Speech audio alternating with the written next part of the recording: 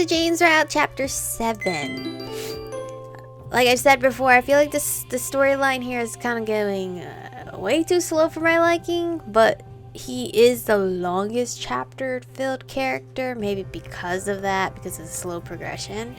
That's all my guess can be. Once more I find myself in this maze of hallways. James's hand is still clutched tight around my arm, not even giving me a chance to walk on my own. You don't have to drag me, you know, I point out. Are you afraid I'll run off? My god, I forgot his bod. James stares down at me, and then his eyes travel over towards his hand, and he promptly releases me. I follow his every move, studying the way his supple muscles flex and contract. Why is he so buff? It's like he takes steroids for breakfast. Shouldn't he be covered up anyway? I can imagine getting sand in some of those open wounds will hurt like hell. Don't you want to wear something to cover yourself? I ask, looking at his naked upper half. It's hard to ignore him like this. No talking, he says, a little out of breath. He's obviously not taking the beating so well. I wonder if they have any painkillers here. I quietly follow him through the richly decorated palace. We pass one servant on the way there. At least I believe it's a servant, as they weren't wearing the armor I've been seeing before. Mostly everything else is deserted. Do people even live in this place? I've got so many questions in my head that I want to ask, but the only living soul around isn't exactly the best conversational partner. Plus, he's in pretty bad shape. We arrive at a large and open gallery. It seems he's taking a different route this time. Man, this place is beautiful. Wow. James stops walking, slowly leans against the wall. Taking a small breather, he closes his eyes for a second. Now that we've stopped, I have a chance to look around. There are no windows in here. Wind flows freely through the large pillars. Wow, what an amazing view of the city. A gust of wind messes up my hair. It's very windy up here, and there's no railing to prevent you from falling off the edge. Kind of dangerous, actually. I finally turn back to James, who is still resting with his eyes closed. I'm concerned he's going to drop dead at any moment. Even his face is super pale and sweaty. I don't exactly want to be found with the corpse of their dead captain. Do you need to go back to the infirmary? I slowly look over at him. His eyes pop open and he growls, pushing away from the wall. I have no need for concern, princess. Now follow me, he says through gritted teeth. Such a stubborn, tough guy persona. Why do I care anyway? He's right, I shouldn't concern myself with him. Adamantly, it was hard to watch him get flogged and beaten like that. It's not like I'm sympathizing with him, but even I have morals. We trudge along for a while in silence. James' breathing is becoming more labored and uneven. I'm starting to wonder how he can stay upright like that. It must be sheer willpower. He stops and tries to open a door, but it's locked. Not even acknowledging he had the wrong door, James continues to walk as I try to catch up with him. He's not lost, is he? No. Where are you taking me? I decide to ask, looking up at him. You really can't shut your mouth whole, well, even for a second, can you? He grunts at me. I huff out loud. He's so irritable right now, losing his sense of composure. I just want to know. It's taking forever. It's not exactly comfortable to be walking around all dirty and stinking up the place. Not responding anymore, James picks up the pace. I can tell he's swaying on his feet, though. I just can't stop myself from speaking up. I really don't want to explain a dead captain and get flogged myself. Are you sure you don't need help? Well, bro, his powers... It looks like his tears, though. Silence, he shouts at me. Suddenly his eyes flare up, sparkling a brilliant blue. Markings carved into his skin, illuminating with the same hue. Faced with unknown territory, I back away from him in fear. Why is he glowing? There's a sort of primal marking right underneath both of his eyes, as well as the stripes on his arm and chest. It's like he's turned into a real beast. James staggers and shakes his head, squeezing his eyes shut with a grunt. He's leaning against the wall for support and taking deep breaths. When he opens his eyes again, I notice they faded back into his regular color. The markings slowly disappear from his skin as well, like it was my imagination all along. Just come, he commands briskly and starts to walk again. Okay, let's pretend that didn't just happen. Nope, he didn't glow at all. When he tries to open another door for the second time and find out it's locked, James curses under his breath. Second time in a row, maybe the pain is making it hard to focus. If you're looking for the room I was in before, it's right over there. I point at a door a few rooms away. James shoots me the dirtiest glare he's given me so far, as if I've wounded his pride. I don't recall saying you could speak, he hisses under his breath. I'm only trying now. You're the most troublesome. He cuts his muttering off short. Stop helping, just get inside. James slides open the correct door this time and ushers me inside. You remain here for now, he explains slowly. His eyes seem to glaze over a little bit, like he's not really paying attention. I'm almost wondering if they'll change to blue again at a moment's notice. And tomorrow he drags out, suddenly stopping. James sniffs the air until his eyes land on the pot he used to urinate. There's a universal expression of disgust on his face as he crinkles his nose. I apologize. Already knowing what he's thinking, I'm quick to swallow my pride. I apologize for using the water vase for my urine, I say meekly. There's no need to use the vase. We have a perfectly fine. He quits talking. We have a... His words start to slur. Oh no, he's going to... My quick thinking has me shooting thread out all of my fingertips and me at the wall. Not a second later, James' eyes roll back in the back of his head and he collapses, falling right into my makeshift net. His entire body bounces up and down until he finally remains motionless. James is unconscious once again. I groan out loud. What the hell do I do now? Get help. I decide to look for help. Hello? Anyone? I need help. I shout through the hallways. My voice booms and ricochets from the walls, but it feels what? Eerily empty. Yuck! I call out for him, hoping against hope he's around. One last call for help and I'm met with silence. There's really no one around these parts. What am I supposed to do with an unconscious James? I remember dragging him around before to get him to rise lap, but I can't exactly do that now with all those wounds on his back. And there's no way I could lift the guy up. But I guess I'll just have to find my own way back to the infirmary. It feels like it takes me ages before I find the gallery again, having taken a wrong turn here and there, still no sign of anyone. Just where is everyone here? I stand closer to the edge, looking down at the city below. It's so far down, so I rest my hand on the pillar for support in case I accidentally lose my balance. I focus on the people below. There's definitely life down there as I see the same sorts of species of Eok walk around at a busy street market. Maybe it's just that there's no one in the palace at the moment, which is weird in itself. I linger on the site below me for a little while longer, briefly wondering if I'm able to climb down myself using my thread. Careful, life's too short to think about throwing it away to the likes of below. An alluring and mature voice startles me. I whirl around with my heart in my throat and accidentally lose my footing on the edge. I cry out, falling backwards. A woman catches my wrist and pulls me back to safety. Oh my, you really do have a death wish, she chuckles at me. Oh my god, you're so gorgeous. Hello? She's so pretty. My adrenaline is coursing through my body after experiencing a near certain death. I thought I was alone, but finally I found someone. Ooh, okay, let's look at her whole outfit here. It's very beautiful. She releases my wrist, flipping away her long hair with her shoulder. Once upon a time, I was in shoes as well, staring down below, wondering if it would be better if I jumped or not. She continues with a heavy sigh. Alright, who's gonna break it to her that I was not trying to, Sudoku myself? She looks towards the sky. How I wish I could jump out here and fly off into the sunset. She shakes her head. Unfortunately, life doesn't work that way. Who are you? I finally managed to ask.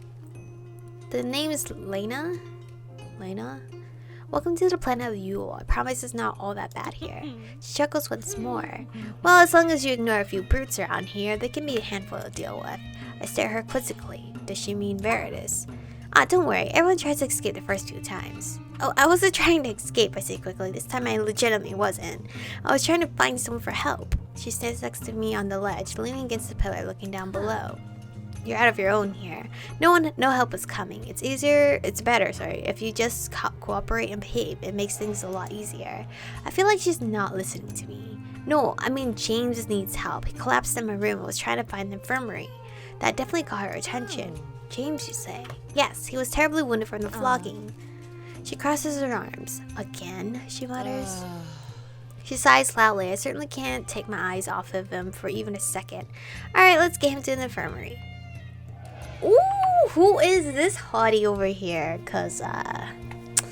Hello, sir. James isn't doing so hot. I don't know if I like the man yet, so I mean, if you want to be kidding. We can't date side characters. Suddenly, Lena gets pulled by the side by another man wearing armor. Lena, what have I told you about staying away from the edge? You could fall. The voice startles me so much that I jump back as a reflex, except I lose my footing and slip. I cry out as I tumble over the ledge. Oh shit, now I'm actually falling? One rushes past me as I free fall down towards the ground. I desperately shoot out my thread towards a stone wall to catch myself. With the force and momentum, my body just snaps the thread into two. Crap, I'm really going to plummet to my death. And then I'm suddenly swooped up in the arms of a large man. Oh my god. Oh my god, please. I can't love you. I can't love you, sir. You look like a better version or a nicer version of James. Still bewildered from the adrenaline, I can only register that I'm not falling anymore. I cling onto the man for support as he hovers in midair. At first, I think it's James because of the armor, but then I remember he was topless. I look up and see a man with different features. He flies back up to the gallery where he gently puts me down. I take in a deep breath as I clutch my pounding heart. My legs are shaking. I think I peed a little. I apologize for startling you. That was not my intention, says the man. Thought I was going to die. I hiccup. Come on, Caleb. Caleb. Okay. You can't just shout whenever you feel like and not expect anyone to react to it, Lena scolds him. The soldier named Caleb bows his head in front of me, looking apologetic. That's when I notice his strangely colored eyes. They're two different shades. One of them is brown, the other a milky white blue. Noticing him staring at him, he straightens his back. What is it? Lena chuckles. She's looking at your eye. He suddenly covers his blue eye with his hand. I'm sorry, I didn't mean to frighten you with my appearance. This is turning out to be a very bad first impression. Psh, your first impression was already made, alright? Handsome. Oh, you're not frightening, I say quickly. I feel a little embarrassed I stared at him in such a blatant manner. Please, let me thank you for catching me just now. Unsure of what to do, I also bow my head at him. My heart is finally calming down after the near-death experience. I'm never walking so close to the edge again. I'm definitely no spider boy. She's got manners, Lena points out. Tell me, what is your name? My name is Michiko. Her eyes suddenly wide with a bright smile. Right, the Earthling Princess. Princess? Caleb echoes. He's still covering his eye. Would you stop covering it up? She doesn't seem to be some meek little being that will faint at the sight of your blind eye. He's blind. Awkwardly, he reveals his eye to me. He seems to be very polite, even if he did give me a jump scare before. It's a bit of a relief to meet people who aren't out to hurt me or lock me up. Wait, if she's the Earthling Princess, then suddenly his timid eyes glaze over, turning serious. She should be in her chambers. Never mind what I said about locking me up. I take a step away from him. The woman huffs loudly and taps him on the arm. She actually left to go find someone for help. We should be careful we ran into her. But there are rules, he stresses. I'm under those rules too, have you forgotten? Not a day in my life. She turns to me. Ignore my brother, he likes following the rule book. Ah, your brother? Sure, I say, a bit uncertain, but what about the captain? Lena looks at the other man. Actually, now that you're here, could you do me a favor? What is it? Caleb asks. It seems James went through another beating and he collapsed in the guest room. Could you take him to the infirmary? Understood. I shall take the princess with me too. She can't be out on her own. Not while the rest of them are having a banquet with Lord Veritas. That's where they are? Enjoying themselves? I disagree with you, but it does seem like the princess is indeed in need of a good night's rest. Lena mulls over. No one really seems to be taking James' collapse as something that requires immediate attention. In fact, quite the opposite. It seems that happens often. So how can I rest with everything that's happened? I'd much rather take a bath at this point. Perhaps you're right. They're being nice to me. Why am I gonna be feisty them? That's right, a good night's rest and you'll be freshened up like a beautiful flower in the morning. But how can I sleep in a place surrounded by enemies? I speak up. They both remain quiet for a couple seconds. We all manage somehow. You'll get used to it, she says. Don't cause any problems and follow the rules, Caleb adds on. I mean, it could be worse. She could have been thrown in a dungeon and tortured just for the sheer pleasure of it, she says offhandedly. I shiver in response. That could still very well be a reality. Or worse, to be used some sort of sex slave. Does the Lord keep any, harems perchance? Concubines, I ask hesitantly. They both raise their eyebrows at me. Why are you interested in becoming part of his harem? Lena laughs. Caleb shyly looks away and coughs into his hand. Bro, what are you blushing for? Lord Veritas does not dabble in such frivolous manners. I didn't mean to become part of it, I say hastily. I just wanted to know if I had to be prepared. Do not fret, princess. Lord Veritas may be many things, but a connoisseur of alien flesh and company is not one of them. Ew. Caleb looks a bit uneasy as he says this. If you're worried about what might happen to you, trust me, it's nothing of the sort. Keep your head down and try not to cause any trouble. You'll coast along just fine. If you're lucky, you won't get to see much of Veritas. Also, my room is always open if you wish to chat, she offers. No, it's not. The princess is not allowed to roam the palace unsupervised, Caleb immediately argues. Oh, hush. If you're so worried about that, why don't you supervise her yourself? Caleb bows towards me again, his hand on his chest. If the princess is okay with having me, I'll personally keep watch over her. Yes, please. A little flustered about my head and returned. I guess he doesn't seem so bad. He is wearing armor, however, which makes him a soldier. Anyone is better than James, though. Yes, that is alright. Now shall we return you to your chambers? You said James was there as well. I nod my head. Seeing the blank stares on their faces, I awkwardly clear my throat. It's so hard to get used to not nodding. Yes, he collapsed. Alright, let's head out. Take care of my little brother for me, Lena says cheerfully. The both of us walk away. When can I take a goddamn shower? Caleb has been making polite small talk here and there, and he doesn't seem so bad. Caleb, I start, is this a regular thing? James getting lashings, I mean. Does Lord Veritas beat up all of his subjects? He remains quiet for a bit as he stares straight ahead of him. Lord Veritas is not a merciful man. James will accept any punishment towards him, even someone else's. You mean he'll take someone else's punishment for them? That is correct. He has taken many punishments because of my own failures, he says in a rather sad voice. I'm surprised, I say honestly. Perhaps when you get to know my brother... Your brother? Are you the youngest brother? Are you the little brother? No wonder they look alike. Oh, that's a yikes. This is a family affair.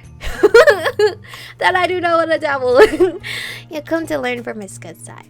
Oh, so he is your brother. Brother, I mutter. Caleb briefly tilts his head to the side. Yes, James is my older brother. The three of us serve Lord Veritas. How can I learn of his good side when he's the one who attacked my planet and kidnapped me? I argue, feeling a little peeved. That is how it goes on these scouting missions, he says in an unconcerned tone. James is a very successful captain. I can only hope to follow him in his footsteps. A chill runs down my spine. His kind persona and polite small talk had me fooled into thinking this could be a decent person. But no, he's just like James, heartless, cruel, a soldier and nothing more. He opens the door for me, still acting like the perfect gentleman. Caleb calls out a deep voice.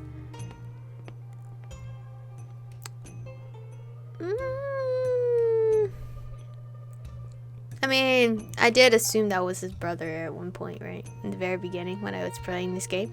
I'm confounded to find James in an upright position, looking extremely irritated. He manages to walk towards the door. What is the princess doing outside of her chambers? He demands to know. For someone who collapsed not too long ago, he looks perfectly alright now. It seems she went to go look for her. Caleb looks at me with his odd-colored eyes. Help. Help. James glares at me. Again, simply doing as you wish. I warned you that your behavior will be the death of you. What? You're the one that collapsed, I snapped at him. How can it be a bad thing? I decided to find someone to help you.